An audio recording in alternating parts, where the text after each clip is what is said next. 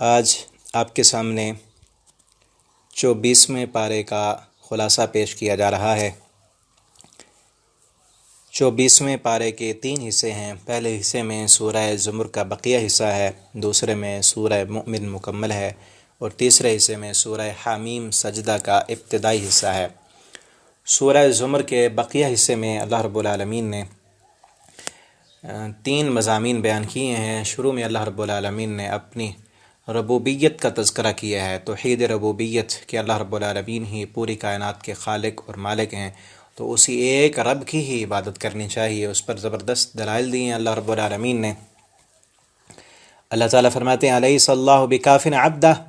کہ اللہ تعالیٰ اپنے بندے کو کافی نہیں ہے۔ اسی صورت کے شروع میں اللہ تعالیٰ نے انسان کی تخلیق کے مراحل بیان کیے تھے کہ وہ رب نے کس طرح پیدا کیا، ماں کے پیٹ کے 3 اندھیروں میں انسان کی تخلیق کی ہے۔ کیا انسان کو جس نے بنایا ہے، جس نے ان مراحل سے انسان کو گزارا ہے، کیا انسان کے پیدا ہونے کے بعد وہ رب انسان کی تمام ضروریات کے لیے کافی نہیں ہے؟ کیوں انسان پھر دوسروں کے پاس بھاگتا ہے؟ کیوں اس نے دوسرے اپنے الہ اور معبود بنائے ہوئے ہیں کہ بارش فلاں دیتا ہے، بیٹے فلاں دیتا ہے، روزی فلاں دیتا ہے، مشکل ٹالنے کے لیے فلاں ہے؟ اللہ تعالیٰ فرماتے ہیں جس رب نے نطفے سے لے کر تمہیں ماں کے پیٹ سے باہر نکالنے اور تمہیں سمجھدار بنانے تک جو رب تمہیں پالتا رہا اور تمہاری نگہبانی، تمہاری پرورش کرتا رہا، الیس اللہ بکاف عبدہ، کیا اب وہ رب اپنے بندے کو کافی نہیں ہے؟ تو بالکل ہمارا رب ہمیں کافی ہے۔ اور آگے پھر اللہ تعالیٰ نے یہ تعلیم بھی دی ہے، قل حسبی اللہ، آپ یہ کہیں کہ میرا رب مجھے کافی ہے، علیہ یتوکل المتوکلون، کہ اسی رب پر ہی بھروسہ کرنے والے، توکل کرنے والے اپنے رب پر توکل کرتے ہیں۔ اور فرمایا کہ ان سے پوچھیں وَلَئِن سَأَلْتَهُم مَّنْ خَلَقَ السَّمَاوَاتِ وَالْأَرْضَ، آپ ان سے پوچھیں کون ہے، کس نے بنایا، من خلق السماوات والارض، اس زمین و آسمان کا خالق کون ہے؟ لَيَقُولُنَّ اللَّهُ، ضرور کہیں گے کہ اللہ ہے، زمین و آسمان کو بنانے والا اللہ ہے۔ یہ مکہ کے مشرک بھی کہیں گے۔ آپ ان سے پوچھیں أَفَرَأَيْتُم مَّا تَدْعُونَ مِن دُونِ اللَّهِ إِنْ أَرَادَنِيَ اللَّهُ بِضُرٍّ هَلْ هُنَّ كَاشِفَاتُ ضُرِّهِ، کہ اللہ رب العالمین اگر تمہیں نقصان پہنچانے کا ارادہ کر لیں، کیا اس نقصان سے تمہیں کوئی بچا سکتا ہے؟ هَلْ هُنَّ مُمْسِكَاتُ رَحْمَتِي، اگر اللہ تعالیٰ وَارَدَنِي بِرَحْمَةٍ، اللہ تعالیٰ تمہیں کوئی فائدہ دینا چاہیں تو کیا اللہ کے سوا کوئی دوسرا ہے جو اس فائدے کو تمہیں روک سکے؟ جب کوئی نہیں ہے تو حسبی اللہ، یہ کہیں کہ ہمیں ہمارا اللہ کافی ہے۔ آگے اللہ تعالیٰ فرماتے ہیں ام اتخذوا من دون اللہ شفعاء، کہ اللہ کے سوا دوسروں کو یہ سفارشی بناتے ہیں۔ قل اولو كانوا لا يملكون شيئا ولا يعقلون، ان سے کہہ دیں کہ اللہ کے علاوہ کوئی کسی چیز کا مالک نہیں ہے۔ وَاذْكُرْ وَإِذَا ذُكِرَ اللَّهُ، اور اللہ تعالیٰ نے مکہ کے مشرکوں کا یہ ذکر کرتے ہوئے فرمایا وَإِذَا ذُكِرَ اللَّهُ، جب ان مشرکوں کے سامنے اللہ اکیلے کا ذکر کیا جاتا ہے نا، وحدہ اشمعزت قلوب الذین لا یؤمنون، جو لوگ اللہ پر، آخرت پر ایمان نہیں لاتے، ان کے دل گھٹ جاتے ہیں، وہ کہتے ہیں کہ ایک اللہ کا ذکر کیوں ہو گیا؟ اللہ کے ساتھ جب دوسروں کا ذکر کیا جائے، وَإِذَا ذُكِرَ الَّذِينَ مِن دُونِهِ، جب اللہ کے ذکر کے ساتھ دوسروں کا بھی ذکر کیا جائے، ان کو بھی کہا جائے ہاں ان کے پاس بھی کچھ نہ کچھ اختیارات ہیں، تو پھر وہ خوش ہوتے ہیں، پھر کمپرومائز کرتے ہیں۔ لیکن اللہ تعالیٰ فرماتے ہیں ان سے کہہ دیں کہ اگر توحید ماننے، جس طرح اسی صورت میں کے شروع میں کہا کہ فَاعْبُدِ اللَّهَ مُخْلِصًا لَهُ الدِّينَ، اللہ کی توحید کو ماننا ہے تو خالص توحید اللہ کو پسند ہے۔ یہ نہیں کہ آپ یہ کہیں کہ کائنات کو بنانے والا اللہ، کائنات کا خالق اللہ، مالک اللہ، اور ساتھ مشرکوں کو خوش کرنے کے لیے آپ کہہ دیں کہ ہاں ان کو بھی کچھ اختیارات اللہ نے دیے ہیں، جس طرح مشرکین مکہ تلبیہ پڑھتے ہوئے کہتے تھے، وہ کہتے تھے کہ لا شریک لک لبیک لبیک اللہم لبیک لبیک لا شریک لک لبیک، اللہ میں حاضر، اللہ میں حاضر، اللہ تیرا کوئی شریک نہیں، الا شریکا تملکہ وما ملک، وہ کہتے ہیں اللہ تیرا کوئی شریک نہیں ہے مگر وہ شریک جو تو نے خود بنائے۔ نبی کریم صلی اللہ علیہ وسلم سن کر کہتے مہلن، یہاں پر رک جاؤ، آگے نہ کہو کہ اللہ کا کوئی شریک نہیں، الا شریکا تملکہ وما ملک، یہ نہ کہو۔ تو یہی کہنا، جو انسان یہ کہے ان مشرکوں کو خوش کرنے کے لیے، تو وہ خوش ہوتے ہیں۔ اللہ کہتے ہیں میری توحید کو ماننا ہے تو خالصتاً میری عبادت کرو۔ اور آگے قیامت کے دن کا تذکرہ کرتے ہوئے اللہ تعالیٰ فرماتے ہیں وَبَدَا لَهُم مِّنَ اللَّهِ مَا لَمْ يَكُونُوا يَحْتَسِبُونَ، ایسے لوگ جو دنیا میں شرک کرتے ہیں، وہ سمجھتے ہیں کہ ہم جو ہے نا بڑی نیکیاں کر رہے ہیں، نیکی کے عمل کر رہے ہیں، تو اللہ تعالیٰ فرماتے ہیں قیامت کے دن جب آئیں گے ایسے مشرک انسان، تو اس انسان کی کوئی نیکی اور عبادت اللہ کی بارگاہ میں قبول نہیں ہوگی۔ گمان ان کا یہ ہوگا کہ ہمیں ان نیکیوں کا صلہ ملے گا، اور اللہ تعالیٰ کی بارگاہ میں ایسا فیصلہ ہوگا ما لم یکونوا یحتسبون، جو ان کے وہم و گمان میں بھی نہیں ہوگا۔ تو ان چیزوں کا، اس شرک کے گناہ پر سزاؤں کا بیان کرتے ہوئے اللہ تعالیٰ نے یہ ذکر کیا ہے کہ اگر تم سے سابقہ زندگی میں شرک ہو گیا ہے، اللہ کی نافرمانی ہو گئی ہے، تو پھر ایسے کرو، اللہ کی رحمت سے مایوس نہیں ہونا۔ اب بھی اگر سمجھ آ گئی ہے تو توبہ کر لو۔ اللہ تعالیٰ فرماتے ہیں قل یا عبادی الذین اسرفوا، اپنی رحمت کی وسعت کا اللہ تعالیٰ نے تذکرہ کیا ہے۔ اے میرے بندو، جنہوں نے اپنی جانوں پر ظلم کیا ہے، شرک کر کے ظلم کیا، نافرمانیاں کر کے ظلم کی، زنا کیا، شراب پی، چوری کی، ڈکیٹیاں ڈالیں، ساری زندگی دن رات اللہ کے نافرمانی میں بسر کی، اب اگر زندگی کا آخری وقت بھی آ گیا ہے، تمہیں اب بھی شرم آ گئی ہے، تم اب واپس اللہ کی طرف پلٹنا چاہتے ہو، تو کبھی اللہ کی رحمت سے مایوس نہ ہونا۔ اللہ کی رحمت سب چیزوں پر غالب ہے۔ لا تقنطوا من رحمت اللہ ان اللہ یغفر الذنوب جمیعا، بے شک اللہ تعالیٰ سارے گناہوں کو معاف کر دیں گے، لیکن شرط یہ ہے کہ پہلے اپنے گناہوں پر نادم ہو جاؤ، اور نادم ہو کر ان کو چھوڑنے کا اللہ رب العالمین سے پختہ عہد کر لو، اور آئندہ سے نیکیاں کرنی شروع کر دو، تو اللہ تعالیٰ ایسی VIP معافی عطا کرتے ہیں کہ ان گناہوں کو بھی اللہ رب العالمین نیکیوں میں تبدیل کر دیتے ہیں۔ سورہ فرقان میں اللہ تعالیٰ فرماتے ہیں کہ الا من تاب و آمن و عمل عملا صالحا، جو بندہ توبہ کر لے، ایمان لائے اور آگے نیکیاں کرنی شروع کر دے، تو اولئک یبدل اللہ سیئاتہم حسنات، اللہ رب العالمین اس انسان کے گناہوں کو بھی چن چن کر اللہ تعالیٰ نیکیوں میں تبدیل کر دیتے ہیں۔ تو ہمیں بھی چاہیے کہ اگر ہم سے گناہ ہو گئے ہیں، خطائیں ہوئی ہیں، لغزشیں ہوئی ہیں، آج سے ہی توبہ کریں، اللہ تعالیٰ سے معافی مانگیں کہ اللہ رب العالمین ہمارے گناہوں کو معاف کر دیں، اور آئندہ سے یہ عہد کریں کہ اللہ جو ہو چکے ہیں ہو چکے، اب آئندہ گناہ نہیں ہوں گے۔ آگے اللہ تعالیٰ نے ایک زبردست بات کی ہے، قل افغیر اللہ تأمرونی اعبد ایھا الجاہلون، آپ ان سے کہہ دیں افغیر اللہ تأمرونی، کہ اللہ کو چھوڑ کر کسی اور کی میں عبادت کروں گا۔ ایھا الجاہلون، اے جاہلو سن لو، اللہ کو چھوڑ کر کسی اور کی میں عبادت کرنے والا نہیں ہوں، عبادت صرف ایک اللہ کی ہوگی۔ تو جو انسان اللہ کے علاوہ کسی دوسرے کی عبادت کرنے کی طرف بلاتا ہے تو وہ جاہل ہے، اور عبادت صرف جھکنے اور رکوع کرنے کا نام نہیں ہے۔ عبادت اگر کسی انسان کے حرام کہے ہوئی چیز کو آدمی حرام سمجھ لے، اور انسان کی کہی ہوئی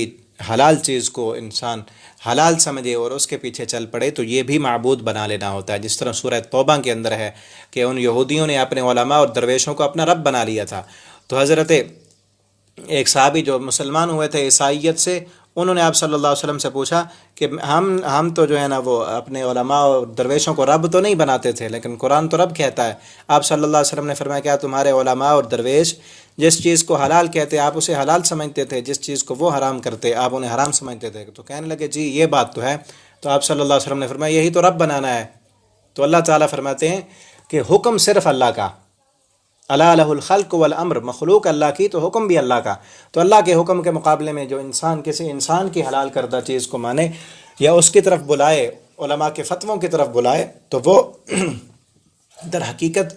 اللہ سے چھوڑ کر ان کی عبادت کی طرف بلا رہا ہے۔ تو آگے اللہ رب العالمین نے اس صورت کے آخر میں جہنمی اور جنتیوں کے جہنم اور جنت میں جانے کی کیفیت بیان کی ہے کہ وسیق الذین کفروا الی جہنم زمرا، جہنمیوں کو جتھوں کی صورت میں جہنم میں دھکیلا جائے گا۔ جب وہ جہنم کے دروازوں تک پہنچیں گے تو ان کو جہنم کے داروغے کہیں گے قال لهم خزنۃ الم یأتکم رسل، کیا تمہارے پاس رسول نہیں آئے تھے، ڈرانے والے نہیں آئے تھے، تمہارے اوپر اللہ کی آیتیں نہیں پڑھی گئی تھیں؟ تو وہ کہیں گے بلا کیوں نہیں، حقت کلمۃ العذاب، ہم نے جو ہے نا وہ نافرمانی کی، ان کی بات کو نہ مانا، تو آج اس لیے جہنم میں آئے۔ اسی طرح جنت والے جنت کی طرف گروہوں کی شکل میں بلائے جائیں گے، انہیں جنت میں بھیجا جائے گا۔ جب وہ دروازوں تک پہنچیں گے تو اس وقت بھی جنت کے جو داروغے ہیں ان کو کہیں گے سلام علیکم طبتم، تمہارے اوپر سلامتی ہو، فادخلوها خالدین، بڑے سکون اور آرام کے ساتھ تم جنت میں داخل ہو جاؤ۔ آگے دوسرا حصہ جو اس پارے کا ہے اس میں سورہ مؤمن ہے۔ تو اس صورت میں اللہ رب العالمین نے حملۃ العرش، اللہ رب العالمین کا عرش اٹھانے والے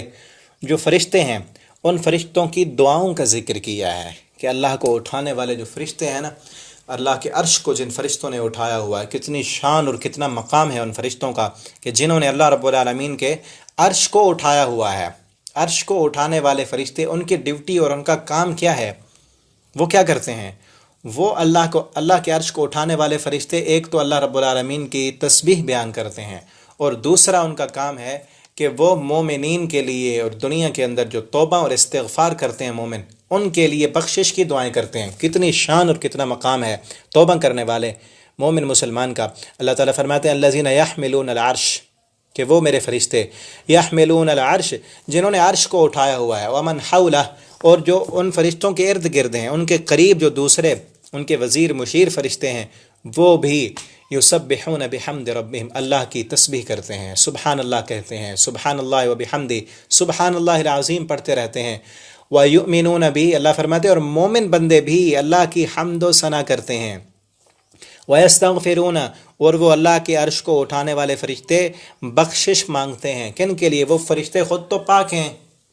وہ گناہوں سے پاک فرشتے ہیں، وہ کبھی لا یعصون اللہ ما امرہم، اللہ کے حکم کی نافرمانی کبھی نہیں کرتے۔ وہ کن کے لیے بخشش مانگتے ہیں؟ وَيَسْتَغْفِرُونَ، اور وہ بخشش مانگتے ہیں لِلَّذِينَ، ان لوگوں کے لیے آمنو، جو ایمان لائے، ربنا وسعت کل شیء، وہ فرشتے کیا کہتے ہیں؟ ربنا، اے ہمارے رب، وسعت کل شیء رحمہ، اللہ تیری رحمت تو ہر چیز سے بڑی وسیع ہے، وعلما، اور تیرا علم بھی بڑا وسیع ہے، فاغفر، اللہ تو معاف کر دے، للذین، ان لوگوں کو، تابو، جو توبہ کرتے ہیں، اللہ ان لوگوں کو تو معاف کر دے جو توبہ کرتے ہیں۔ اللہ توبہ تو وہ خود کر رہے ہیں، اپنے گناہوں پر نادم اور شرمندہ ہو کر آنسو بہا رہے ہیں اور توبہ مانگ رہے ہیں۔ ہم بھی اللہ تجھ سے سفارش کرتے ہیں کہ تو ان کی توبہ کو قبول فرما لے۔ اللہ کے بندو، نیک بن جاؤ اور اپنے گناہوں پر استغفار اور معافیاں مانگنے والے بن جاؤ، تو کسی کو سفارشی بنانے کی ضرورت ہی نہیں ہے۔ اللہ رب العالمین نے اپنے قریب رہنے والے، عرش کو اٹھانے والے فرشتوں کو ہمارا سفارشی بنا دیا اگر ہم خالصتاً توبہ کرنے والے ہوں۔ اور کہا کہ واتبعوا سبیلک، اللہ توبہ کرنے کے بعد وہ تیرے راستے کی اتباع بھی کرتے ہیں۔ وقہم عذاب الجحیم، اللہ ان سے جہنم کے عذاب کو ہٹا لے۔ اللہ وہ خود کہہ رہے ہیں کہ اللہم اجرنا من النار، رب نصرف عنا عذاب جہنم ان عذابها کان غراما، اللہ وہ تجھ سے خود دعائیں کر رہے ہیں، تو اللہ تو ان سے جہنم کے عذاب کو ہٹا لے۔ اور آگے کہتے ہیں ربنا وادخلہم، اللہ انہیں جنت میں داخل کر، کہ جس جنت کا تو نے ان سے وعدہ کیا ہے، اور صرف ان کے لیے دعائیں نہیں، ومن صلح من آبائہم، اور اللہ ان کے آباء و اجداد میں جو نیک لوگ ہیں، وازواجہم، اللہ ان کی بیویوں کو بھی جنت میں داخل کر دے، ان کو بھی معاف کر دے، وذریاتہم، اللہ ان کی اولادوں کو بھی معاف کر دے، انک انت العزیز الحکیم، اے اللہ بے شک تو غالب ہے اور بڑی حکمت والا ہے۔ وقیم السیئات ومن تق السیئات یومئذ فقد رحمہ، اللہ فرماتے ہیں کہ جس بندے کے گناہوں کو مٹا دیا گیا، فقد رحمتا، تو ایسے سمجھ لو کہ اس پر اللہ رب العالمین کی رحمت آ گئی۔ آگے اللہ تعالیٰ نے مومن بندے کا ذکر کیا ہے، سورت کا نام سورہ مومن ہے، تو اس ایک مومن بندہ، وقال رجل مؤمن من آل فرعون، آل فرعون میں سے ایک مومن انسان جو اپنے ایمان کو چھپائے ہوئے تھا، کہ جب وہ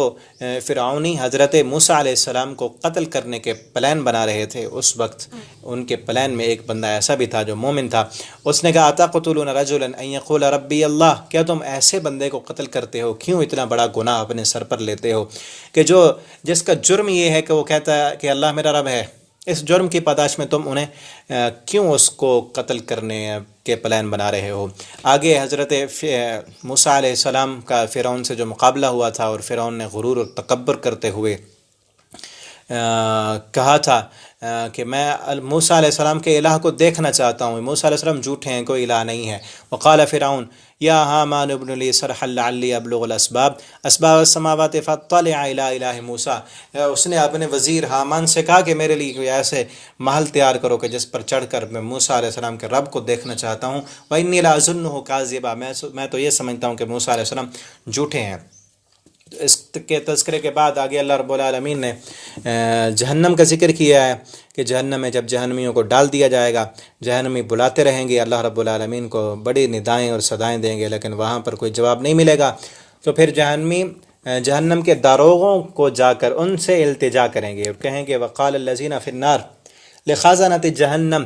جہنم کے داروغے سے جہنمی کہیں گے ادعوا ربکم، بلاؤ ہمارے رب کو، یخفف عنا یوما من العذاب، کہ ایک دن تو ایسا ہو کہ جس دن ہمیں عذاب میں تخفیف مل جائے، کہ دنیا میں چھٹی کا دن ہوتا تھا، سکون مل جاتا تھا، آج تو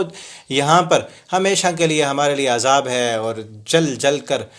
وہاں پر عذاب ایسا ہوگا کہ جل کر اگر چمڑی جل جائے گی نیچے سے دوسری چمڑی آ جائے گی، اور مختلف قسم کے عذاب، کبھی انہیں آگ میں جلایا جائے گا، کبھی بند بیرکوں میں بند کر دیا جائے گا، کبھی گرز مارے جائیں گے آگ کے، کبھی پاؤں میں بیڑیاں ڈال کر گھسیٹا جائے گا، کبھی جہنم کے پہاڑوں پر اوپر چڑھایا جائے گا۔ اللہ تعالی ہم سب کو جہنم کے عذاب سے محفوظ فرمائیں، اور بغیر حساب کے اللہ تعالیٰ جنت عطا فرما دیں۔ لیکن وہاں پر کیا ہوگا کہ جہنم کے دروگے کہیں گے نہیں، اب تمہارے لیے کوئی چھٹی نہیں ہے، کوئی تخفیف نہیں ہے، دنیا میں وقت تھا تم معافیاں مانگتے لیکن تم نے نافرمانیاں کی، تو اب تمہارے لیے عذاب ہی ہے۔ آگے اللہ رب العالمین نے اپنی عبادت سے منہ موڑنے والے بندے کی سزا بیان کرتے ہوئے فرمایا کہ وقال ربکم ادعونی استجب لکم، تمہارا رب کہتا ہے کہ مجھے بلاؤ، میں تمہاری دعاؤں کو ضرور جواب دوں گا، ان کو قبول کروں گا۔ اور ان الذین یستکبرون عن عبادتی، کہ بے شک جو بندے میری عبادت سے تکبر کرتے ہیں، اعراض کرتے ہیں، منہ موڑ لیتے ہیں، عبادت نہیں کرتے، مجھے نہیں بلاتے، مجھ سے دعائیں نہیں مانگتے، اللہ تعالیٰ فرماتے ہیں سیدخلون جہنم داخلین، میں ان قریب ایسے بندوں کو جہنم میں داخل کر دوں گا۔ اس کے بعد اللہ تعالیٰ نے اپنی توحید کے اور دلائل دیے ہیں کہ هو الحی لا الہ الا هو فادعوہ، وہی زندہ ہے، ہمیشہ سے قائم ہے، اس کے علاوہ کوئی معبود نہیں، فادعوہ مخلصین لہ الدین، اسی کے لیے دین کو خالص کرو اور اسی کو بلاؤ۔ اور انسان کی تخلیق کے مراحل اللہ تعالیٰ نے یہاں بھی بیان فرمائے ہیں۔ اس کے بعد جو آخری اس پارے کا حصہ ہے سورہ حامیم سجدہ ہے، اس صورت کے اندر اللہ رب العالمین نے کئی باتیں بیان کی ہیں، آسمان اور زمین کی تخلیق کا ذکر کیا ہے کہ آسمان اور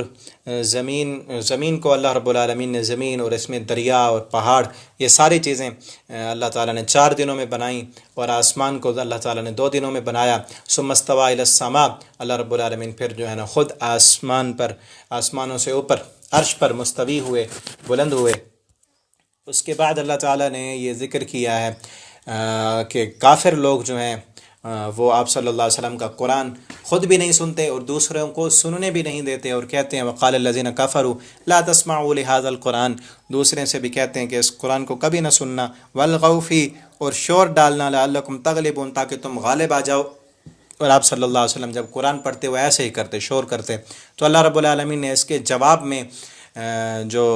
8ویں پارے کی آیتیں ہیں وہاں پر اللہ تعالیٰ نے فرمایا ہے کہ وَإِذَا قُرِئَ الْقُرْآنُ، کہ جب قرآن پڑھا جائے فَاسْتَمِعُوا لَهُ، اس کو سنو۔ انہوں نے بھی 3-4 باتیں کی کہ لا تسمعوا، نہ سنو قرآن کو، وَالْغَوْا فِيهِ، اور تم جو ہے نا شور و غل کرو، لعلکم تغلبون، تم غالب آ جاؤ گے۔ تو اللہ تعالیٰ نے بھی انہی باتوں کے جواب میں، انہوں نے کہا لا تسمعوا، اللہ تعالیٰ نے فرمایا فاستمعوا، انہوں نے کہا نہ سنو، اللہ تعالیٰ نے فرمایا سنو، والغوا فیہ، انہوں نے کہا شور و غل کرو، اور اللہ رب العالمین نے فرمایا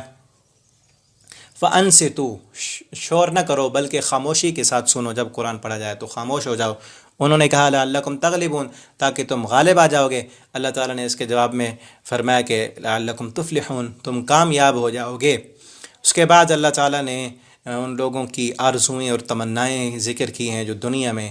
دوسرے اپنے معبودوں کے پیچھے چلتے ہیں، آنکھیں بند کر کے انسانوں کے پیچھے، گمراہ لوگوں کے پیچھے چل پڑتے ہیں، اور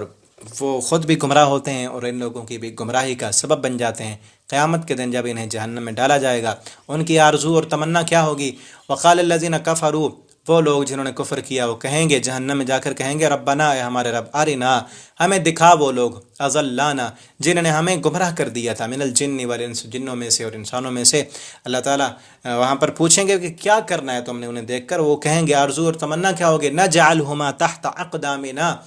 آج ہم انہیں اپنے پیروں کے نیچے رگڑ دیں گے، ان کے اوپر پیر رکھ کر انہیں زمین پر مسل دیں گے، کیونکہ انہوں نے دنیا میں ہمیں گمراہ کیا۔ لیکن آج دیکھیں کہ جو لوگ بڑے بڑے پیر بنے پھرتے ہیں اور انسانوں کو گمراہ کرتے ہیں، ان گمراہ انسانوں نے اور جاہل لوگوں نے انہیں اپنا الہ کا درجہ دیا ہوا ہے اور معبود کا درجہ دیا ہوا ہے، انہیں اپنی آنکھوں پر اور سر پر بٹھایا ہوا ہے، ان کے ایک اشارے پر جو ہے نا اپنی عزتیں نیلام کر دیتے ہیں، اپنا پیسہ قربان کر دیتے ہیں، اپنی جان تک دینے کے لیے تیار ہو جاتے ہیں، اتنے جاہل اور ان پڑھ قسم کے لوگ۔ لیکن قیامت کے دن جب دیکھیں گے کہ انہوں نے تو ہمیں گمراہ کیا تھا، ہم ان کی وجہ سے گمراہ ہوئے اور جہنم میں آگے قرآن و حدیث کو ہم نے چھوڑ دیا تھا اور دین کی طرف ہم نہ آئے بلکہ ان کے پیچھے چلے رہے، اس وقت کہیں گے اللہ ہم دیکھنا چاہتے ہیں کہاں ہیں، ہم انہیں اپنے پیروں کے نیچے روند دیں تو اللہ تعالیٰ نے تو دنیا میں بتا دیا ہے کہ قرآن کی طرف آؤ، قرآن پڑھو، احادیث کو پڑھو، اور صحیح دین، صحیح اسلام جو اللہ رب العالمین نے بیان کیا ہے اس کی طرف آؤ، لوگوں کی کہی ہوئی باتیں اور ان کے جو ہے نا اپنے دل کی تمنائیں اور خواہشات، آرزوئیں، ان کے پیچھے مت چلو۔ آگے اس صورت میں اللہ رب العالمین نے داعی کی فضیلت بیان کی ہے، اللہ کی طرف بلانے والا، دین کا داعی، اور دعوت کے اسلوب بیان فرمائے کہ وَمَنْ أَحْسَنُ قَوْلًا مِمَّنْ دَعَا إِلَى اللَّهِ وَعَمِلَ صَالِحًا، اس بندے سے اچھی بات کس انسان کی ہو سکتی ہے کہ جو ممن دعا الی اللہ، لوگوں کو اللہ کی طرف بلاتا ہے، وعمل صالحا، اور خود بھی نیک عمل کرتا ہے، وقال اننی من المسلمین، اور وہ خود کہتا ہے کہ میں مسلمان ہوں۔ اور اس کی اسلوب دعوت کیا ہوتی ہے کہ ادفع باللتی ہی احسن السیئہ، اللہ فرماتے ہیں کہ جو برائی ہے اس کو اچھائی کے ساتھ دور کر دو، برائی کا بدلہ برائی سے نہیں دینا بلکہ برائی کا بدلہ اچھائی سے دینا ہے۔ کوئی اینٹ مارے تو اسے بدلے میں مسکرا کر دیکھنا ہے، جو گالی دے گالی کا جواب گالی سے نہیں دینا بلکہ گالی کا جواب، جس طرح آپ صلی اللہ علیہ وسلم کو مشرکین نے گالی دی تو آپ بدلے میں مسکرائے، تو اللہ فرماتے ہیں جب برائی کا بدلہ آپ اچھائی سے دیں گے تو اس کا فائدہ کیا ہوگا؟ فَإِذَا الَّذِي بَيْنَكَ وَبَيْنَهُ عَدَاوَةٌ، کہ وہ شخص کہ اس کے درمیان اور آپ کے درمیان عداوت اور دشمنی ہے، كَأَنَّهُ وَلِيٌّ حَمِيمٌ، وہ بھی آپ کا جگری دوست بن جائے گا، کہ جس کی برائی کا بدلہ آپ اچھائی کے ساتھ دیں۔ آپ صلی اللہ علیہ وسلم کی سیرت میں ایسے کئی واقعات موجود ہیں کہ آپ صلی اللہ علیہ وسلم نے ایسی پاکیزہ اور با اخلاق زندگی بسر کی کہ جو آپ صلی اللہ علیہ وسلم کو گالیاں دیتے آپ اس کے لیے بھی دعائیں دیتے تھے۔ آپ پر ایک بڑا ہی پیارا شعر کسی نے کہا ہے کہ محبت کے یوں جس نے دریا بہائے، محبت کے یوں جس نے دریا بہائے، دل ان کا بھی چھینا جو سر لینے آئے، یوں بندہ نوازی کے جوہر دکھائے، خود کھا کے جو اور جواہر لٹائے، خوشی اپنی غیروں کے غم میں بھلا دی جس نے گالی اسے بھی دعا دی۔ کتنے پیارے آپ صلی اللہ علیہ وسلم تھے کہ دی جس نے گالی اسے بھی دعا دی۔ آپ صلی اللہ علیہ وسلم ان لوگوں کو بھی دعائیں دیتے جو آپ کو گالیاں دینے کے لیے آتے، اور آپ صلی اللہ علیہ وسلم اپنی خوشیوں کو غیروں کے غم میں بھلا دیتے تھے، اپنی خوشی بھول جاتی تھی دوسروں کو غم میں اور تکلیف میں دیکھ کر۔ تو ایک داعی کی بھی یہی صفت ہونی چاہیے کہ وہ ہر وقت ہر لمحے دوسروں کی خیر خواہی کرنے والا ہو۔ اور سورہ یاسین میں بھی اللہ رب العالمین نے جو واقعہ بیان کیا ہے کہ ایک داعی جس نے آ کر دعوت دی اور قوم نے مار مار کر اسے جان سے مار ڈالا، لیکن اس کی آرزو اور تمنا جنت میں بجا کر یہ تھی، قال وہ کہتا تھا کہ کاش کہ میری قوم کو پتہ چل جائے، یا لیت قومی یعلمون بما غفر لی ربی وجعلنی من المکرمین، کہ میری قوم جان لے کہ اللہ رب العالمین نے کس طرح مجھے معاف کر دیا ہے۔ اللہ رب العالمین سے دعا ہے اللہ تعالی ہمیں قرآن حکیم کو پڑھنے، سمجھنے اور اس کے مطابق زندگی بسر کرنے کی توفیق عطا فرمائے۔ آخر دعوانا